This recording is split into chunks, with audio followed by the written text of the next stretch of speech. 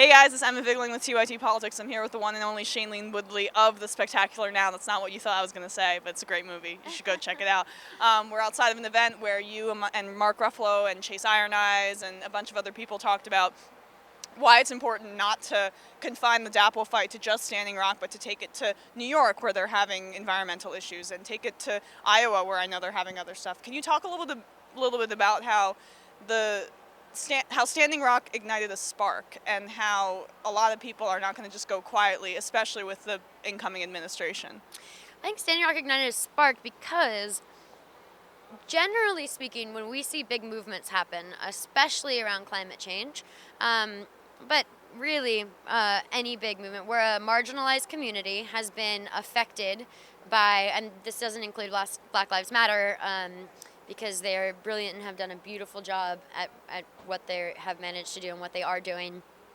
But usually, let's say like it's a Hispanic community that's been affected by a pipeline, or a Native American community, you usually see a bunch of like white activists come in, right? And then all of a sudden, the people on the ground whose community is going to be affected by the fossil fuel industry, their voices are drowned out by these activists who have big hearts and want to do good things. They come with a good intention, but what they fail to do is respect the community and the origins of the people who are on the ground facing this fight.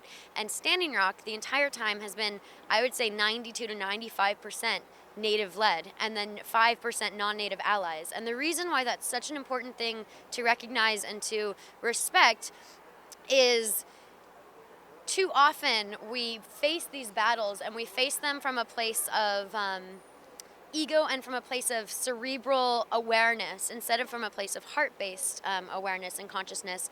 And at Standing Rock, all they're trying to do is protect clean water.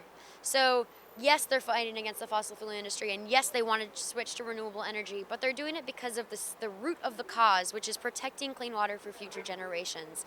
And I think too often we treat the symptom and we don't treat the cause, because what happened in Hawaii a few years ago with the Mauna Kea movement, that was sort of the first spark of an indigenous culture coming together, indigenous Hawaiians standing up to say that they didn't want a telescope built on their sacred mountain. And they stood up and they stood up and they showed up and got arrested. Same thing that was happening at Standing Rock.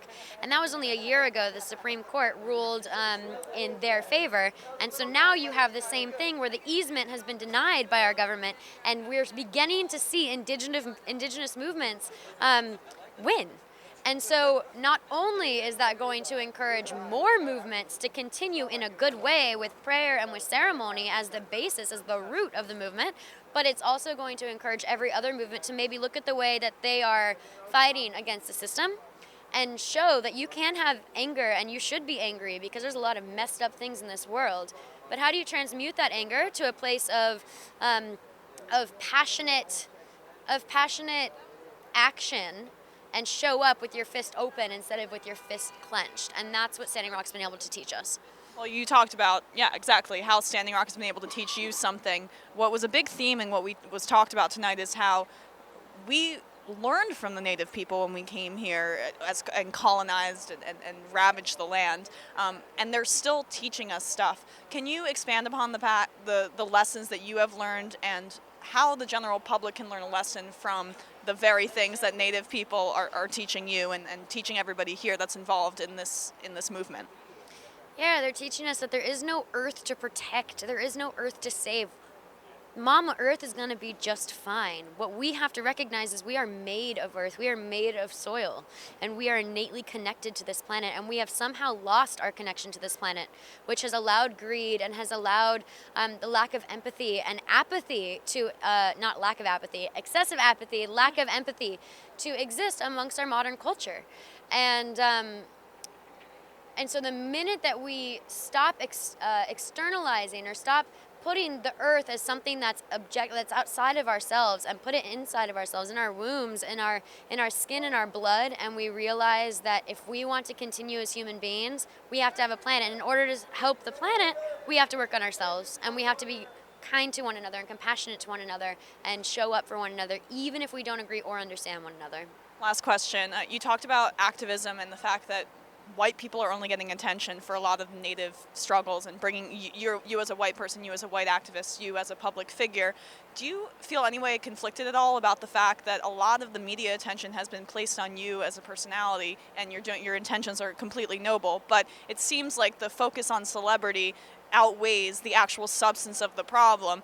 Can you talk about, I'm sure you have some conflicting feelings about your involvement. Of course. I mean, listen, at the end of the day, I'm just a woman who's trying to trying to ensure that future generations have a planet to survive on, right? And everything else is a label that's been attached to me. I am an actor as a label. That is something that divides me from all other humans because of the attachments that we put on that word.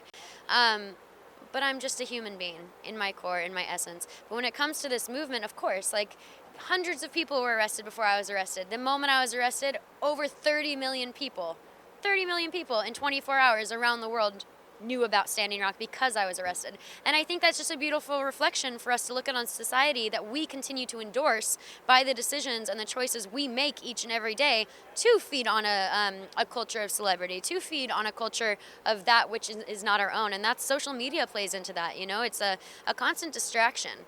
And so as much as I disagree with that, with the way that system works, the only way to change that system is to recognize that I am innately a part of that system, especially because of the labels that are attached to my name. And how can I do every single thing I can to hack the system in a way, and to show up with positivity and with love and with aloha, and